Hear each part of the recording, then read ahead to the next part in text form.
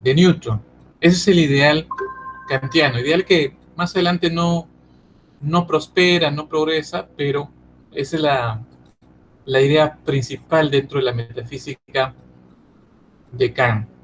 O sea, profesor, no es lo mismo que solamente con ver las clases y leerlo. O, por ejemplo, yo tengo el libro de Lumbreras de filosofía. No es lo mismo que el libro de historia de la filosofía de Russell.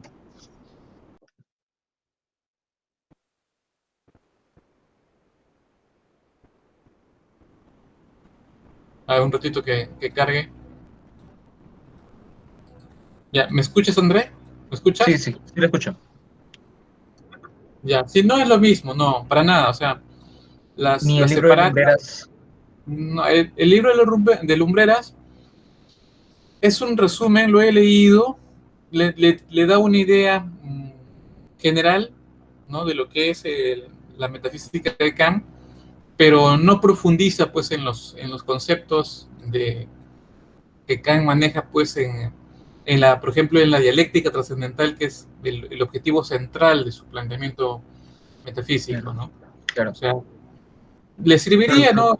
Sobre todo el de Lumbreras, le serviría para que le dé un panorama así rapidísimo, ¿no? Pero yo le recomendaría que se consiga los PDFs de eh, Historia de la Filosofía de Nicolás Sabañano o el Diccionario de Filosofía de José Ferrater Mora, ¿no? Ahí lee esa parte dedicada a Kant y le ayudará mucho mejor a entender, ¿no? O sea, si es que quiere leer la crítica a la razón pura de Kant. claro, claro. Pero, profesor, no es necesario que lea Aristóteles o los presocráticos o a Platón. Si me puedo meter En el caso de Kant sería interesante lo de Aristóteles, ¿no? Pero la metafísica de Aristóteles sería mejor que le dé una lectura con el mismo diccionario o con el mismo libro de Historia de la Filosofía de Nicolás Sabañano, ¿no? Ahí le da una buena síntesis usando adecuadamente los conceptos filosóficos de Aristóteles, ¿no? En la metafísica, ¿no? Sería por ahí mejor, ¿no? Porque si no, en la metafísica, pues es más compleja de lo que las clases damos, pues, o en el resumen de Lumbreras, pues, ¿no? Tiene que tener en cuenta ese detalle. Bueno, André, vamos a. Espero que te haya servido mi consejo. Sí, Trata de gracias, conseguir profesor. esos PDFs, ¿ya? Entonces vamos a continuar. ¿Qué tal? Buenas tardes a todos, a los que están en el chat, ¿no? Que han saludado por el chat. A ver, si ya está grabando. Vamos a comenzar. Entonces, miren, voy a ampliar el PDF para que lo vean. Listo. Entonces, vamos a comenzar hoy día con lo que es la filosofía moderna, ¿no? Vamos a ver el periodo del Renacimiento y el periodo estrictamente de la modernidad, que es básicamente esta disputa entre racionalistas y empiristas. Ahora, como saben ustedes, pues acá en la UNI no vemos lo que es el periodo de la filosofía medieval, ¿no? Pero rápidamente te puedo contar algo al respecto, ¿no? Algo brevísimo. Primero, que la filosofía medieval o el periodo de la filosofía medieval fue un periodo oscurantista para la filosofía y para la ciencia, porque estuvieron subordinadas a la religión, ¿no? Estuvieron subordinadas a la interpretación específicamente de la Biblia. Y obviamente la religión que triunfa en la antigüedad y que se consolida durante todo el medioevo es el famoso cristianismo. El cristianismo es una religión que compitió con otras religiones como el gnosticismo, el maniqueísmo o el mismo judaísmo. ¿Okay? Ahora, están entrando, ¿no? Ahora, sobre el periodo de la filosofía medieval, te puedo decir que se divide en dos periodos, patrística y escolástica. En la patrística están todos los padres de la iglesia, incluso los mismos padres de la iglesia se consideran discípulos de los apóstoles, y entre esos principales padres de la iglesia El más importante de todos es Aurelio Agustín, más conocido por ustedes como San Agustín, ¿no? O Agustín de Hipona.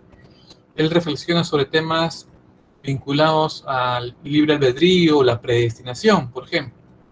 En cambio, el otro periodo, que es el periodo escolástico, es el periodo mucho más amplio, ¿ok? El periodo escolástico es más amplio y tiene como principal representante al que es considerado el doctor de la Iglesia Católica, que es Tomás de Aquino, ¿no? O conocido por ustedes como Santo Tomás, ¿no? Santo Tomás de Aquino. Y él principalmente reflexiona acerca de la existencia de Dios. Va a plantear, por influencia de Aristóteles, va a plantear lo que son las 5 vías para demostrar la existencia de Dios. Otro hecho importante en el periodo escolástico está lo que hizo el famoso Severino Boecio, ¿no? Que va a ordenar la lógica silogística de Aristóteles. Él se va a dar cuenta, por ejemplo, que las proposiciones categóricas que conforman tanto las premisas como la conclusión de los silogismos categóricos son de 4 tipos, ¿no? Las universales afirmativas, universales negativas, particulares afirmativas y particulares negativas.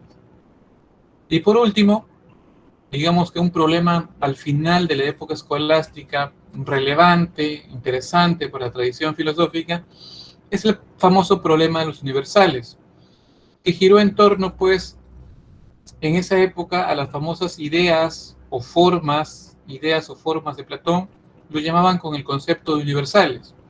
Y los filósofos de esta época se preguntaban si esos universales tenían existencia real o no. Y ahí hubo 2 corrientes interesantes, como el realismo de Pedro Abelardo y el nominalismo de Guillermo de Ockham. Los realistas como Pedro Abelardo sostenían que los universales son cosas reales, ¿no? Qué loco. En cambio, los nominalistas como Guillermo de Ockham consideraban que los universales solamente eran palabras, ¿no? Nombres que usamos para designar o nombrar a las cosas, nada más. Eso, de manera sucinta, breve, es lo que te puedo decir acerca del periodo de la filosofía medieval. ¿Okay? Todo estuvo, como se das cuenta, subordinado a la religión, ¿no? A la religión cristiana principalmente. En cambio, de acá ya viene el periodo del Renacimiento, como ves acá en la diapositiva. Y el periodo del Renacimiento es un periodo del siglo XV y XVI, que se desarrolló principalmente en Italia y fue un movimiento cultural. ¿Por qué fue un movimiento cultural? Porque también fue un movimiento filosófico, literario, científico y artístico. Por eso se dice que fue un movimiento cultural. Pero mira, ojo acá, este movimiento cultural llamado el Renacimiento fue un movimiento que no fue popular. Es decir, en Italia el Renacimiento no fue un movimiento popular. ¿Qué quiere decir esto? Que solamente lo desarrollaron, pues, eruditos, intelectuales o artistas de la época. El pueblo, la chusma, nosotros, seguían como el tío Porky con religión, la Biblia de Jesús, la Virgen, los santos, etc. ¿Ok? Solamente fue un movimiento de una élite o de un grupo, en este caso de intelectuales y artistas. Y en un momento te voy a explicar por qué, pero voy a continuar con las características del Renacimiento. Ahora, este movimiento, ¿no?, secular, digamos así, de intelectuales y artistas, estuvo financiado, ¿no?, por las familias más importantes, las familias más poderosas, por ejemplo, en Italia, como la famosa familia de los Medici, ¿no? Pero también otro dato importante acá es que va a surgir la famosa o esta nueva clase social conocida como la burguesía. Esta nueva clase social que surge en el Renacimiento, mejor dicho, a finales del siglo XIV, ¿no?, es la burguesía, ¿no?, que se va a dedicar al famoso comercio y que poco a poco va a consolidar la burguesía su poder. Primero consolida su poder económico y luego su poder político. Eso se va a ver mucho en el periodo de la Ilustración. En el periodo de la Ilustración se consolida el poder político, se derroca a los monarcas, a los reyes, se establece una nueva interpretación de la democracia griega con una constitución, lo que los ilustrados llamaron un contrato social, y digamos que los hechos históricos que marcan ese cambio y esa consolidación del poder de la burguesía son lo que conocemos pues como la Revolución Norteamericana y la Revolución Francesa. Entonces, ahora sí te voy a explicar por qué este movimiento llamado la Ilustración, que está hablando, este movimiento del Renacimiento fue un movimiento selectivo, ¿no? De un grupo de intelectuales, artistas, ¿no? Por ejemplo, ¿no? Que no tuvo nada que ver con el pueblo, la chusma, nosotros. Por lo siguiente, este periodo del Renacimiento es básicamente pues el renacer de la filosofía y de la ciencia griega, ¿no? Incluido pues el arte y la literatura y la historia griega. Pero la manera como llega es lo que va a marcar a este movimiento llamado Renacimiento.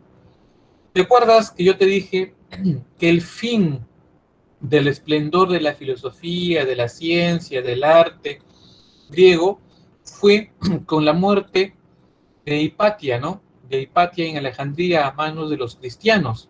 Esa muerte significó pues ya el fin, el ocaso del esplendor en filosofía y en ciencia dejado por los griegos. Obviamente que los griegos se refugiaron, como te conté, en otras polis griegas y ahí siguieron desarrollando la filosofía, la ciencia, el arte, la literatura propia de los griegos. Pero en esa época final de la antigüedad, que tiene que ver mucho con el Imperio Romano, luego va a venir un otro gran imperio que va a ser el imperio de los árabes. Los árabes van a invadir todo el Mediterráneo, van a invadir todo el Mediterráneo, incluso, tú lo sabes por tu curso de historia, que van a llegar a, a la península ibérica, ¿no? Y van a ser detenidos en la famosa batalla de Poitiers, ¿no? Por Carlos Martel, si no me equivoco, ¿no? Y que incluso se van a replegar los árabes al sur de España y van a fundar el famoso califato de Córdoba, ¿no? En esta región conocida en la actualidad como la región de Andalucía. Lo que quiero resaltar con esto, muchachos, es que los árabes se han quedado con todas las polis griegas que se han desarrollado en toda la cuenca del Mediterráneo, ¿no? Desde el estrecho de Gibraltar hasta las costas de Palestina o hasta la región del Cáucaso. Entonces, si yo me pregunto, entonces, ¿quién se quedó con la filosofía y la ciencia y los griegos? Fueron los árabes. Por eso los árabes van a comenzar a desarrollar la filosofía, la ciencia, la literatura, el arte de los griegos. Por esa razón se van a hacer muy cultos, muy inteligentes, muy eruditos los árabes. Incluso van a tener avances significativos, perdón, ahora sí, van a tener avances significativos en matemática y en lo que se va a conocer como la protoquímica, que es la famosa alquimia, ¿no? Incluso se me ha ido el nombre de este científico árabe, pero este científico árabe que va a desarrollar la matemática, sobre todo la aritmética, es el que tienes en la portada de tu famoso libro Baldor, ¿no? Ese fue un científico, un matemático árabe que desarrolló la matemática, la ciencia de los griegos. O por ejemplo, los alquimistas árabes van a hacer avances interesantes, incluso tratando de explicar lo que es el principio de la combustión, y lo van a limitar, o lo van a, mejor dicho, a explicar mediante lo que es el azufre, ¿no? Justamente yo, si tiro este polvo del azufre, inmediatamente va a generar combustión, ¿no? Como hacen los magos, esos cuando van a las fiestas infantiles de los niños, igualito, parecido, ¿ok? Idea que luego va a ser superada, ¿no? Por el flogisto. Bueno, a pesar que el flogisto planteado por George Stahl todavía sigue siendo pues una mera especulación metafísica, pero ya luego es superado con la refutación que va a ser Antoine Lavoisier en la época moderna, ¿no? En la época básicamente del siglo XVII, XVIII más o menos. Pero bueno, al margen de ello, te das cuenta que los árabes son los que están desarrollando toda la ciencia y la filosofía de los griegos. Incluso los árabes, por su contacto con los hindús, ¿no? Con los hindús, van a imitar la manera como vivían los hindús. ¿Y cómo vivían los hindús? De la manera más lujosa, ostentosa y elegante posible. Por eso esa manera de vivir de manera lujosa, elegante y sobre todo limpia, van a imitar los árabes. Por eso los árabes van a ser no solamente cultos, inteligentes por influencia de los griegos, sino sofisticados, refinados, limpios, elegantes, como los hindús. A diferencia de sus, digamos, amigos europeos medievales que eran totalmente distintos, que por influencia de la religión eran pues ignorantes, analfabetos, ¿no? Cochinos, sucios. Esa era la gran diferencia en la época medieval entre los europeos medievales y los árabes, ¿no? Que eran totalmente superiores en todo aspecto a los europeos medievales. Pero en este momento surgen los burgueses, y los burgueses, como son comerciantes, van a ir en búsqueda de la famosa ruta de la seda de Marco Polo, ¿no? de la ruta de la seda, de las famosas especias. Y esa ruta pues no es tomando pues el metropolitano, sino pues navegando por el mar Mediterráneo y cruzando todo el Medio Oriente. Y en esa ruta comercial, los burgueses obviamente van a entrar en contacto comercial con los mismos árabes.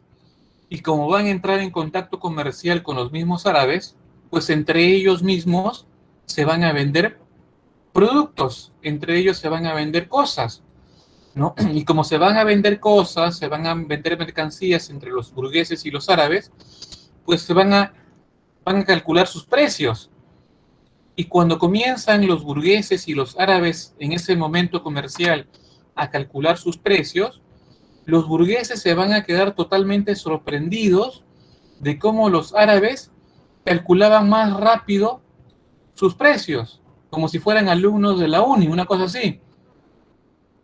Los burgueses se quedan totalmente sorprendidos, asombrados de que los árabes calculaban más rápido el costo de los productos. Y era por lo siguiente, porque y lo escribo acá en el chat, porque los romanos, para calcular sus productos, usaban este sistema de numeración.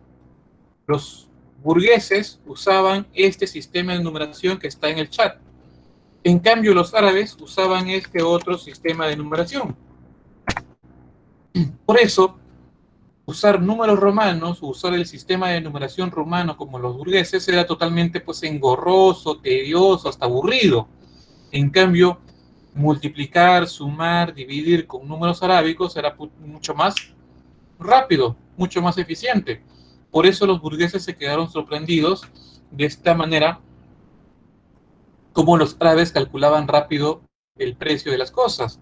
Y claro, muchos burgueses, al estilo del tío Porky, van a decir, esto es producto de Satanás, ¿no? Esto es producto del demonio, esto es del infierno, ¿ok? Pero no todos los burgueses van a reaccionar como el tío Porky, porque muchos de ellos se van a interesar por este sistema, por este nuevo sistema de numeración arábico, y por todo lo que está detrás de ese sistema de numeración arábico. ¿Qué era qué cosa? La matemática griega que desarrollaban los árabes. Por eso los burgueses se interesan por conocer todo el sistema matemático, toda la ciencia dejada por los griegos que estaban desarrollando los árabes. Incluso, obviamente, por toda la filosofía, el arte, la literatura y la historia que habían desarrollado los griegos y que estaban divulgando, que estaban estudiando los árabes. ¿Y eso a dónde lo llevan los burgueses? Eso los burgueses lo llevan a, ¿cómo se llama? A Europa. ¿Y le van a entregar al pueblo, la chusma a nosotros? No, el pueblo, la chusma, nosotros, que siga como el tío Porky, ¿no? Religión, la Biblia, la Virgen, los santos, esas cosas. En cambio, los burgueses lo compartieron con los nobles, con los aristócratas, con los papas. Y para divulgar el conocimiento, para estudiar ese conocimiento de los griegos que han traído por medio de los árabes, para estudiar ese conocimiento de los griegos y divulgarlo, ¿qué van a crear? ¿La CEPREUNI? No, van a crear las universidades. A razón de ellos van a surgir las primeras universidades europeas en Italia, en Francia, en Alemania y Inglaterra. Y en esas universidades, ¿quiénes se van a educar? ¿Nosotros? ¿El pueblo, la chusma? No, los hijos de los burgueses, los hijos de los burgueses, los hijos de los nobles, de los aristócratas y los hijos de los papas. Recuerda por tu curso de historia que en esa época los hijos de los papas, perdón, que los papas en ese momento tenían hijos, ¿no? Como el famoso Papa Borgia, que tenía un hijo y una hija, incluso el hijo también fue papa, si no me equivoco, ¿ok? Ahí es donde se va a divulgar todo el conocimiento desarrollado en filosofía, en ciencia, en matemática, en arte, en literatura, en historia, dejado por los griegos, traído por medio de los árabes. Y ahí va a destacar, de todos los que entran a la universidad, va a destacar pues Galileo Galilei. Por eso te decía que este movimiento llamado Renacimiento no fue un movimiento pues que lo desarrolló el pueblo, nada que ver. Fue un movimiento desarrollado por intelectuales, por eruditos, por artistas, que estudiaron ¿dónde? En la universidad, ¿ok? Por eso te decía que no es un movimiento popular, sino es un movimiento bastante selectivo, el del Renacimiento. Y miren, en este periodo del Renacimiento, como te das cuenta, se va a estudiar y divulgar todo el conocimiento filosófico y científico, por ejemplo, de los griegos, ¿ok? Pero la gran importancia está acá, porque no solamente Bacon y Leonardo da Vinci se dedican a estudiar este conocimiento en ciencia y en filosofía de los griegos, sino sobre todo Galileo. Y hay un total cambio de visión del mundo en la ciencia, como diría Thomas Kuhn en su libro La estructura de las revoluciones científicas, porque Galileo va a tener la idea interesante de que todo ese conocimiento que hemos traído por medio de los árabes que pertenecen a los griegos en ciencia, en matemática, en física, en astronomía, hay que comprobarlo, va a decir Galileo. Y la manera como vamos a comprobarlo va a ser mediante la famosa verificación empírica, ¿ok? Mediante la verificación empírica. Por eso Galileo, después de haber estudiado en la Universidad de Pisa, primero medicina, luego matemática y filosofía, se pone como tarea sentar las bases, ¿no? Reformula el conocimiento de los griegos y sienta las bases de lo que va a ser la ciencia moderna, esa ciencia experimental, porque ahora, a diferencia que en la época griega, como yo te dije, en la época griega sí se hicieron experimentos, pero lo fundamental era la demostración racional, de manera axiomática, como lo plantea Euclides en sus elementos de geometría, pero ahora la visión de la ciencia es totalmente distinta, como te digo, porque ahora lo más importante o un pilar fundamental en la ciencia moderna es la famosa verificación empírica o la verificación experimental. Por eso Galileo se subió a la famosa Torre de Pisa a comprobar si la afirmación de Aristóteles en su física era correcta, de que supuestamente Aristóteles decía en su tratado de física, si yo soltaba dos cuerpos, uno más pesado que el otro, el más pesado caía primero. Experimenta ello Galileo y se da cuenta que no era así, que en la caída libre no interesaba el peso de los cuerpos y que ambos caían igual. ¿Te das cuenta? Está sentando las bases de la nueva visión de que va a ser la ciencia moderna, totalmente experimental. Y claro, por influencia de los griegos, va a decir Galileo, que todo este conocimiento verificado en la experiencia se va a tener que expresar en fórmulas matemáticas. ¿Por qué llega esa afirmación? Porque él, en su famoso libro, El diálogo sobre los dos máximos sistemas del mundo, afirma una bonita frase que dice: La naturaleza está escrita en lenguaje geométrico, en lenguaje de la matemática. En otras palabras, te estás diciendo, Galileo, si yo quiero conocer la realidad, tengo que saber matemática, no religión. Y eso se da cuenta, ¿por qué? Porque miren a su alrededor, muchachos, en su habitación o en su sala. Todas las cosas que hay tienen forma geométrica. Mi laptop es un rectángulo, mi libro un cuadrado, mi taza un cilindro, mi lapicero también un cilindro. Todo tiene forma geométrica. Por eso la importancia, a partir de ahí, de que la matemática sea un instrumento para las ciencias. Por eso la matemática es un instrumento no solamente para la física, sino para la biología, para la química, para la astronomía, para todo tipo de ciencia. Ese es el gran cambio en la ciencia que se da con Bacon, con Leonardo da Vinci, pero sobre todo con Galileo. Y un bonito ejemplo de la aplicación del método experimental de Galileo lo da Copérnico en la astronomía, porque Copérnico parte de un problema. ¿Cuál era el problema para Copérnico? Que las órbitas planetarias de Venus y Marte tenían un movimiento retrasado, ¿no? Como se dice en astronomía, un movimiento retrógrado, mientras Mercurio, Júpiter y Saturno avanzaban uniformemente, Marte y Venus de manera retrasada. ¿Qué hace Copérnico? ¿Busca explicación en la CEPREUNI? No, busca explicación en el famoso libro Almagesto de Ptolomeo, porque en ese libro estaba escrito el sistema geocéntrico. Lo lee, busca explicación a ese problema y no lo encuentra. ¿Por qué? Porque a Claudio Ptolomeo, en la época antigua, simplemente se le pasó, no lo vio. Por eso, su hipótesis, que va a ser su solución a este problema, Copérnico plantea como solución, como hipótesis, el famoso heliocentrismo. Pero esta hipótesis lo plantea sobre la base de todo el conocimiento astronómico anterior, no solamente el desarrollado por Ptolomeo y Aristóteles, sino también por Hiparco de Nicea y Heráclides del Ponto, que fueron los que hicieron catálogos de estrellas en esa época, y sobre todo en lo dejado por Aristarco de Samos, que fue el primer griego en plantear un sistema heliocéntrico, como Eudoxio, que planteó el primer sistema geocéntrico en la antigüedad. Por esa asimilación de conocimiento antiguo, Copérnico afirma que el sistema heliocéntrico cumple órbitas circulares y perfectas, y que los planetas son esferas perfectas. ¿Te das cuenta? Sobre ello, ¿qué hizo Copérnico? Comenzó a hacer deducciones, comenzó a deducir hechos observables, experimentables, como que se dio cuenta con el heliocentrismo de que el eje de la Tierra está inclinado, y dos, podía explicar el movimiento de rotación y traslación de la Tierra.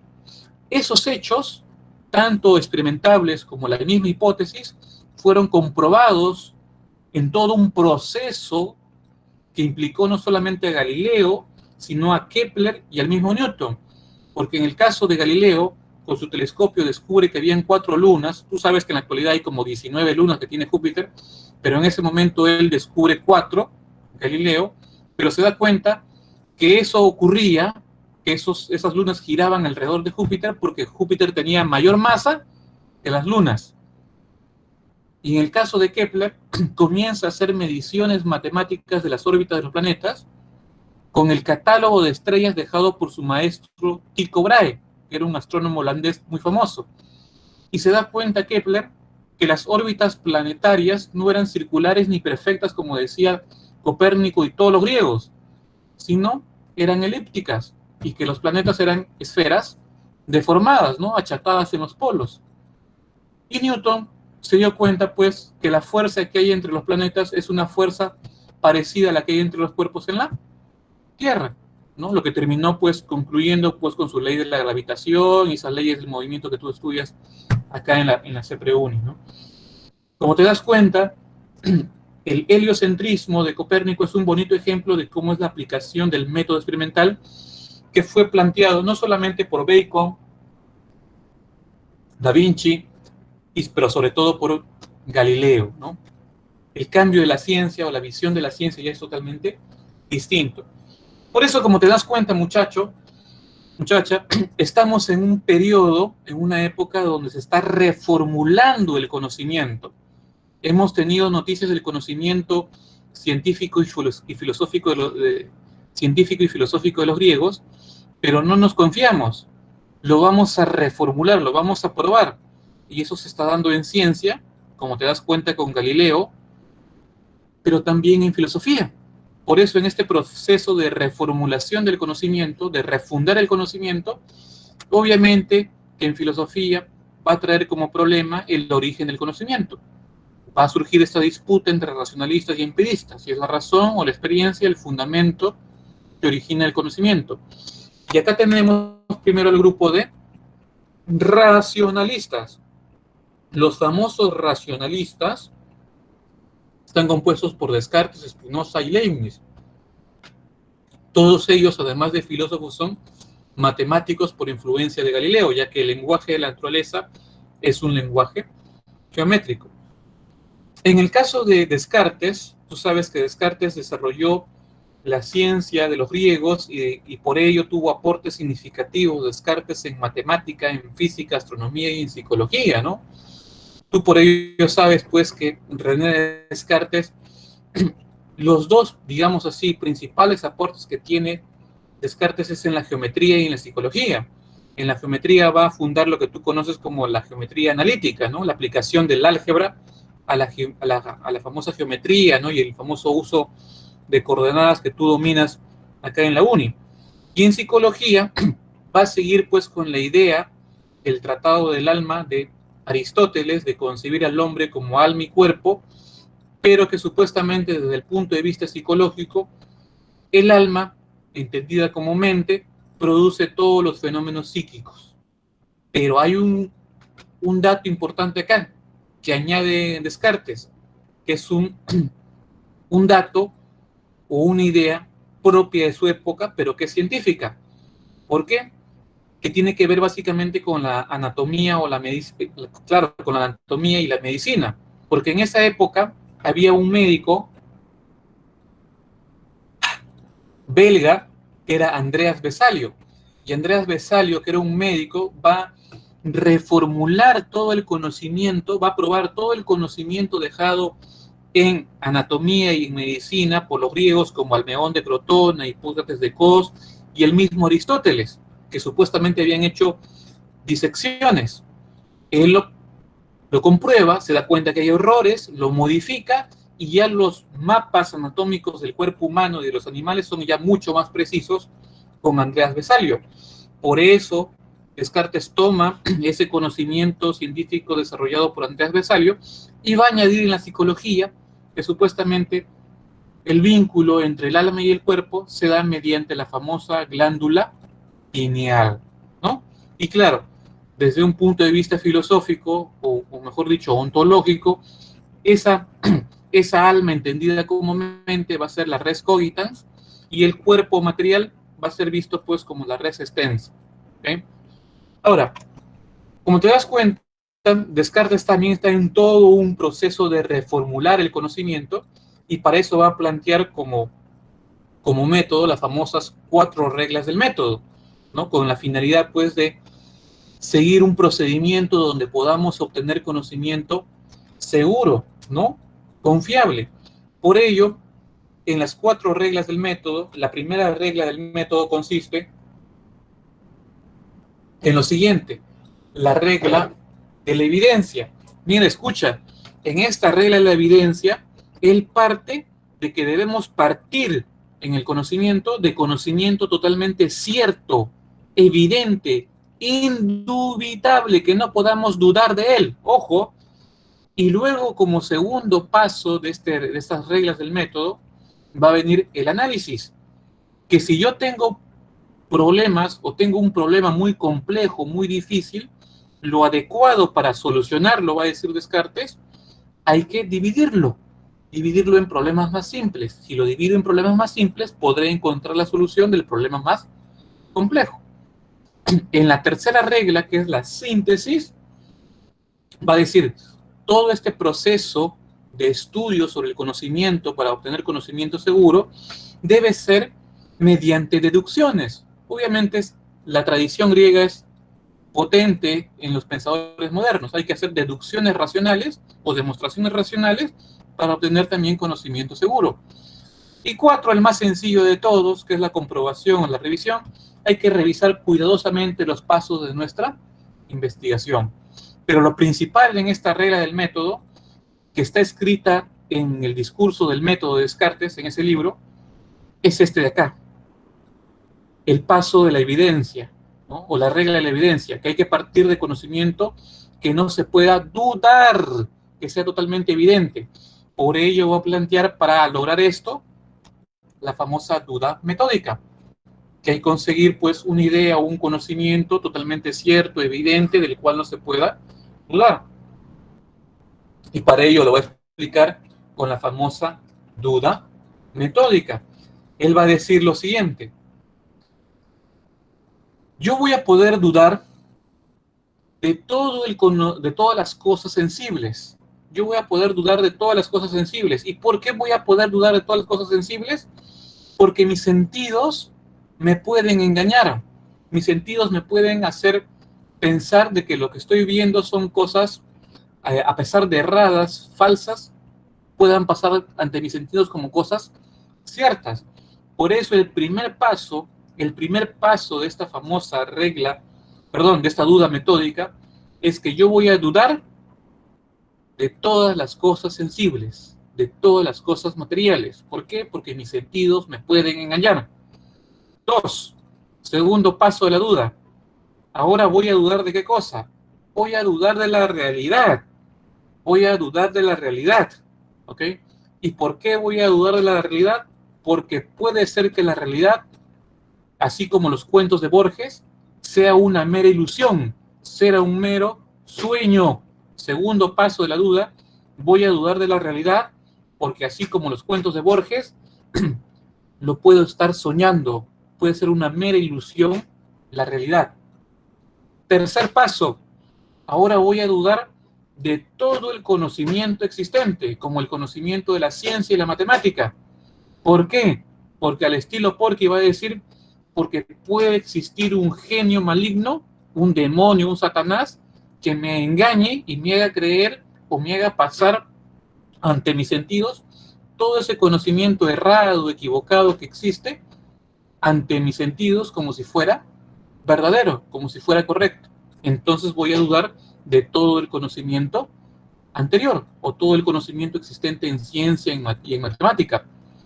Pero en este proceso de dudar, se dan cuenta, el mismo Descartes se da cuenta que si estoy dudando de las cosas sensibles, que si estoy dudando de la realidad, que si estoy dudando de todo el conocimiento existente, de lo único que no voy a poder dudar, ¿de qué es?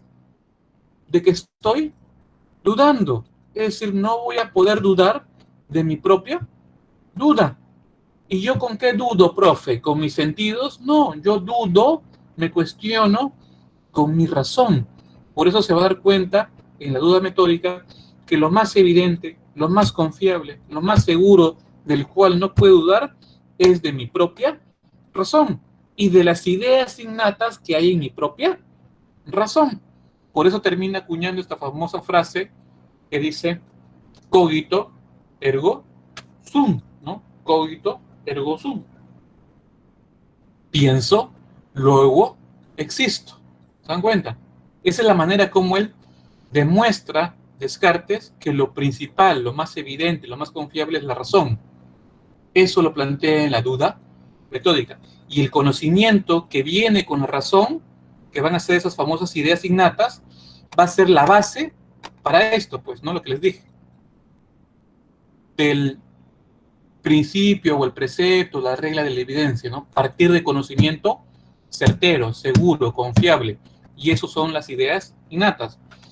Esto lo llevó a Descartes, como se dan cuenta en esta diapositiva, a hablar de los tipos de ideas. Y él va a distinguir ideas innatas, adventicias, y por último, ideas facticias o ficticias. Las ideas innatas para Descartes son ideas originarias, propias, que surgen en la razón, que nacen con la razón. ¿Como cuáles, profe? Como las ideas de la matemática, o como las ideas de Dios, ¿no? O de alma, ¿no? O de sustancia, ¿no? Todas las ideas metafísicas. Ideas adventicias son aquellas ideas, como dice la diapositiva, que proceden o que provienen de la experiencia sensorial. Es decir, que son ideas extrañas y que vienen fuera de la razón. Es decir, proceden básicamente del contacto con los sentidos. ¿Qué ideas o qué ejemplos de ideas adventicias podemos tener, profe? Por ejemplo, color, olor, sabor, sonido, textura, etcétera, ¿no? Todo lo que es producto del contacto de los sentidos. Luego, ¿qué tenemos? Las ideas facticias o ficticias. Son aquellas ideas que son producto, mira, escucha, de la imaginación, de la fantasía del ser humano. Las ideas facticias o ficticias son aquellas ideas que son producto de la imaginación, de la fantasía del ser humano. Por ejemplo, los personajes literarios, ¿no? Los famosos personajes literarios que te cuentan en tu curso de literatura, ¿no? Ulises, ¿no? Odiseo, Lolita de Nabokov, etcétera, etcétera, ¿no? O tú que eres un millennial, por ejemplo, los personajes de los cómics, ¿no? Batman, Superman, Spider-Man, el Joker, el Hombre Araña, Iron Man, etcétera, etcétera. Todos esos cómics son personajes producto de nuestra imaginación. Dentro de Descartes estarían dentro de las famosas ideas facticias o ficticias. Por eso no lo olvides, para Descartes hay tres tipos de ideas. Las ideas innatas son las que provienen con la razón, son como la matemática, las ideas de la matemática, Dios, la sustancia, todas las ideas metafísicas. Las ideas adventicias, producto de la experiencia, color, olor, sabor, etcétera. Facticias o ficticias, producto de la imaginación, la fantasía del ser humano, ¿no? Ahora, prosiguiendo. Vamos ahora. Ay, perdón, no lo amplié. Perdón, vamos ahora. Vamos ahora con la corriente empirista. ¿Alguien está entrando o qué? ¿Alguien está entrando? No, no. Ah, no, sí está entrando. Voy a admitirlo. Ya está. Ya lo admití. Están entrando muchos. Entonces vamos ahora, para terminar, con los famosos empiristas. Miren, en los empiristas tenemos a un grupo de ingleses que son los más importantes: John Locke, George Berkeley y David Hume, ¿no? Que sobre el problema del origen del conocimiento van a sostener la idea que el conocimiento se origina en la experiencia. Ellos van a asimilar o van a difundir la idea, como lo planteó John Locke, de que la razón del ser humano pues nace como una tabula rasa, es decir, como una hoja en blanco, está vacía, no hay ideas, como diría Descartes, no hay ahí ideas innatas, todo es producto de la experiencia sensible. Por eso John Locke va a fundar el conocimiento en las famosas sensaciones. Esas sensaciones van a ser la base del conocimiento para el empirismo de John Locke, ¿no? Incluso lo va a dividir en tipo de sensaciones o cualidades primarias y secundarias, ¿no? Y en el caso de el obispo George Berkeley, también, ¿no? El conocimiento va a ser producto de la experiencia sensible, pero él va a llevar al extremo el empirismo, a un empirismo también radical, porque va a sostener Berkeley la negación de la realidad. Y esa posición filosófica se conoce en la historia de la filosofía como el famoso solipsismo.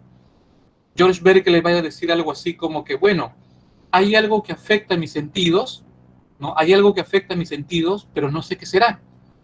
Y lo que afecta a mis sentidos van a ser pues estas sensaciones que se van a ir a mi razón y ahí se van a formar pues las ideas.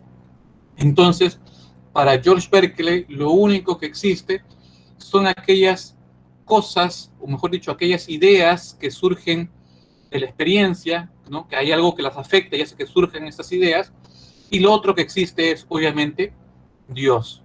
esa posición de negar la realidad, es lo que se conoce en filosofía como el famoso solipsismo. Pero tanto Locke como Berkeley niegan la posibilidad del desarrollo de las ideas de metafísicas. Para ellos, la posibilidad de realizar o de hablar de ideas metafísicas no es posible, ya que ellos se basan mediante la experiencia. Y como te dije hace un ratito en Descartes, las ideas metafísicas, como las ideas de sustancia, o como la idea de sustancia, perdón, es una idea que proviene con la razón. Por ello, para ellos que son empiristas y que todo está determinado por la experiencia sensible, es imposible de que surjan ideas como de sustancia. Eso lo va a desarrollar mucho mejor este autor que vamos a ver, que es David Hume, que también desarrolló un empirismo radical, pero que podemos decir también, por otro lado, que la filosofía de David Hume es una síntesis de la filosofía de Locke y la de la filosofía de Berkeley. Y el empirismo radical de Hume, que se manifiesta en esta crítica que vamos a ver, a la crítica de sustancia y la crítica de la causalidad, fue la razón por la cual Immanuel Kant, en el prólogo de la crítica de la razón pura, Kant afirmó lo siguiente, que el tratado de la naturaleza humana de Hume fue lo que despertó o lo despertó de su sueño dogmático. En otras palabras, Kant, en ese prólogo de la crítica de la razón pura, está diciendo que David Hume lo despertó de su sueño dogmático. ¿Por qué razón? Porque criticó estas ideas de sustancia y causalidad. Y ahora te voy a explicar la razón. Para ello, primero te voy a explicar su teoría de las percepciones de David Hume. Él va a decir que el conocimiento surge de manera experimental, o mejor dicho, surge de la experiencia sensorial. Y de esa experiencia sensible, para David Hume, de esa experiencia sensible, van a surgir las famosas percepciones, ¿no? Que son los contenidos que van a ir a mi mente. Y va a decir que las percepciones se distinguen por sus diferentes grados de fuerza e intensidad o vivacidad en impresiones e ideas. Las impresiones, como son el resultado inmediato de mi experiencia sensible, ¿no? De mis sentidos, por eso las impresiones son más fuertes, más intensas, más vivaces. En cambio, las ideas, como son las ideas que se han llegado a mi mente, a mi razón, son menos intensas, ¿no? Menos vivaces y tienen menos fuerza. Sobre esa distinción de impresiones e ideas, subdivide, ¿no? Subclasifica a las impresiones en impresiones de sensación y de impresiones de reflexión. Y ideas de recuerdo, ideas de imaginación. En las impresiones de sensación, como es la experiencia externa, es decir, la experiencia inmediata, sensorial que yo tengo con mis sentidos, pues las impresiones que surgen ahí son pues olor, color, tamaño, etc. En cambio, las impresiones de reflexión es nuestra experiencia interna, que tiene que ver con nuestras emociones, pasiones, sentimientos, ¿no? Por eso cuando tú ves a la chica que te gusta del salón, pues van a surgir sentimientos pues de amor o de deseo o de lujuria, por ejemplo. Eso van a ser ejemplos de impresiones de reflexión en David Hume. En cambio, en las ideas van a haber ideas de recuerdo o ideas de imaginación. Ideas de recuerdo son básicamente el recuerdo que tenemos de alguna impresión. Por ejemplo, tu impresión traumática que tuviste el siglo pasado cuando no ingresaste a la uni. Ese recuerdo es una idea de recuerdo para David Hume. En cambio, las ideas de imaginación son el resultado de la combinación de las ideas de recuerdo con las impresiones. Incluso son hacia futuro. Por ejemplo, cuando imaginas que en este siglo tampoco vas a ingresar a la uni, esa idea o esa imaginación que tú te haces es para David Hume una idea de imaginación. Pero miren, para explicar rápidamente la crítica a la sustancia y la causalidad, y entiendan cómo es esa crítica y por qué Kant dijo que Hume lo despertó de su sueño dogmático. Escuchen, muchachos, Para David Hume, sí y solo sí habrá ideas en mi mente si hay impresiones. Sí y solo sí habrá ideas si hay impresiones. Si no hay impresiones, producto de la experiencia, no se van a formar, no se van a dar en la mente ningún tipo de idea. Sobre esa base podemos entender ahora la crítica a la idea de sustancia, que es una idea propia de la metafísica. Él va a decir lo siguiente, para criticar la idea de sustancia, porque él va a decir, al igual que Locke, al igual que Berkeley, que la sustancia no existe, ¿no? Él va a decir, miren, David Hume va a decir, miren, yo tengo una mesa, pero cuando yo tengo la experiencia sensorial o la experiencia sensible de esa mesa, cuando yo tengo la experiencia sensible de esa mesa, las únicas impresiones que van a surgir en mis sentidos van a ser color, tamaño, textura, olor, peso, por ejemplo. Pero no va a surgir ninguna impresión de sustancia. Obviamente que no va a surgir ninguna impresión de sustancia, porque como te he venido repitiendo, esa idea o ese concepto, mejor dicho, de sustancia planteado por Aristóteles en la metafísica, es un concepto que viene con la razón, que como diríamos en Descartes sería una idea innata, o como diría Kant, una idea a priori. Por eso cuando él dice que en mi experiencia sensible de la mesa solamente surge en color, tamaño, textura, olor, peso, etcétera, y no aparece por ningún lado la idea de impresión de sustancia, es obvio, porque la sustancia no es experimental o no viene con la experiencia. Entonces, sobre esa base, Hume va a decir, bueno, entonces las únicas impresiones que surgen son color, tamaño, olor, peso, etcétera. Y esas impresiones se van a mi mente y en mi mente van a formar la idea de mesa, pero por ningún lado va a aparecer la idea de sustancia. Por eso va a terminar diciendo lo que está acá al final, que la idea de sustancia es solamente producto de la imaginación. Lo mismo aplica a esta idea que es propia de la ciencia, que es el principio de causalidad, o la idea de causalidad, el principio de causa, o la relación de causa y efecto. Hume va a decir algo así, ¿no? La manera como lo refuta. La idea de causalidad, o la idea de causa y efecto, es solamente producto de la creencia del ser humano de pensar de que hay una relación, o mejor dicho, una conexión necesaria entre dos fenómenos, ¿no? Nosotros cuando observamos o experimentamos la realidad, vemos fenómenos que suceden unos tras otros, ¿ok?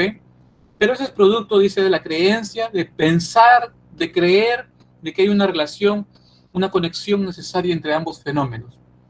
Y él dice, pues eso es simplemente producto del hábito o de la costumbre.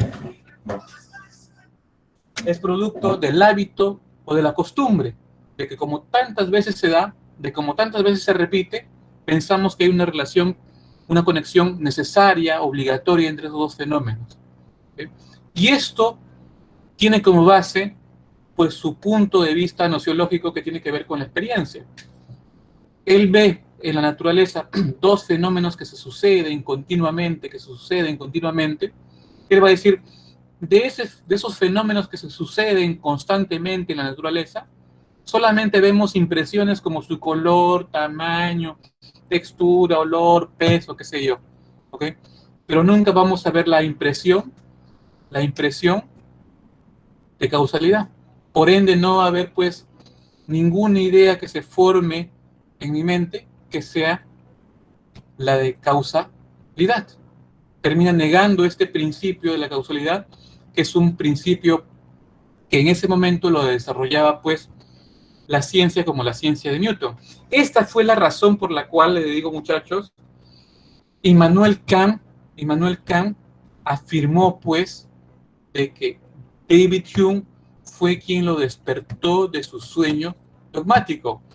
Porque miren, Hume, al llevar al extremo al empirismo, al desarrollar un empirismo radical, por un lado, niega ideas metafísicas como la sustancia. Por el otro lado, niega un principio de causa y efecto que es propio de la ciencia. Es decir, en otras palabras, David Hume está cuestionando, está criticando, está refutando, por un lado, a la metafísica y por el otro lado, a la ciencia. ¿Se dan cuenta? Nos está dejando solamente con meras creencias y no con conocimiento seguro, confiable. Esa fue la razón por la cual Kant despierta y se pone a estudiar todo este problema para no solamente reafirmar lo que es el conocimiento científico, sino en reformular o replantear lo que va a ser la metafísica, ¿no? Para que no caiga pues en esta crítica que hace David Hume sobre la idea de sustancia. ¿Se dan cuenta? Ese es el proceso en esta reflexión. Por eso no lo olviden. Para David Hume, sí y solo sí habrá ideas si hay impresiones. Si no hay impresiones que formen una idea, entonces la idea no podrá existir. Y eso es lo que pasa con la idea de sustancia y causalidad. ¿Qué más hay? Bueno, ya no hay más. Entonces, voy a darle las claves. Voy a dejar de compartir. Voy a dejar de compartir. Y le doy las claves. A ver. La 1 es beso. La 1 es beso. La 1 es beso. La 1 es beso. 2 dedo. 2 dedo. 2 dedo. 2 dedo. 3 casa. 3 casa. 3 casa. Repito, 1 beso. 2 dedo. 2 dedo. 3 casa. 3 casa. 4 dedo. 4 dedo. 4 dedo. 4 dedo. 5 avión. 5 avión. 5 avión. 6 casa. 6 casa. 6 casa. 7 avión. 7 avión. 7 avión. 8 enano. 8 enano. 8 enano. 9 dedo. 9 dedo. 9 dedo. Y 10 también dedo. Y 10 también dedo. 10 también dedo. Voy a detener la grabación. Ahí está.